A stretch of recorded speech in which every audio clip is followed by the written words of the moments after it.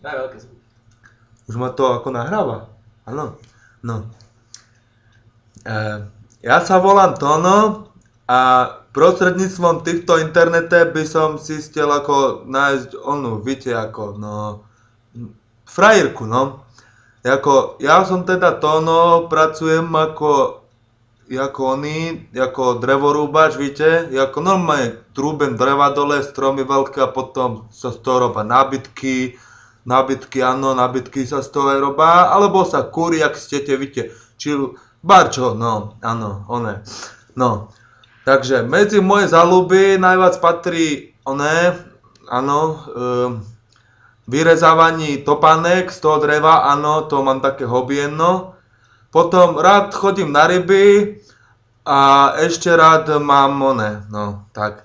A potom mám domáce zvieratka, áno, mám 2 kravičky a 1 bujaka. Potom môžem ponúknuť aj nakrytie toho bujaka. Dobre one, malé máva, áno, kvalitné kravičky sú z neho. A potom by som ešte vám doporučil asi, že mám one. Čo mám, Vlado? Slepky. Slepky ešte chováme, áno. Vajíčka čerstvé, potom moja družka mi môže robiť omelety čerstvé. A chcel by som ešte poprosiť, aby vyzerala ako taká Parížia Hiltonová. Vidíte, ona sa mi moc ľúbi, ona má dobré teličko a veľmi mudrá je. Takú by som ja chcel mať onu družku budúcu. Takže, tak to by som ja. Inak tuto ja bývam kúsek, tuto bývam na Orave, áno. Tuto.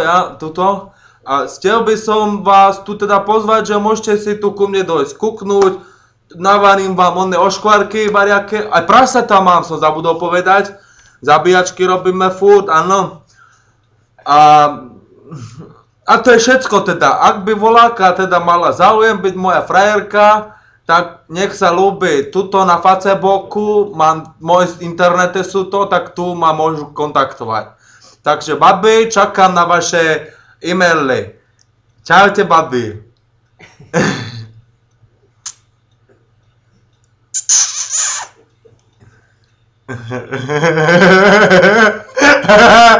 Babi, takže to som ja. Toto, dobre, volajte. Čaute.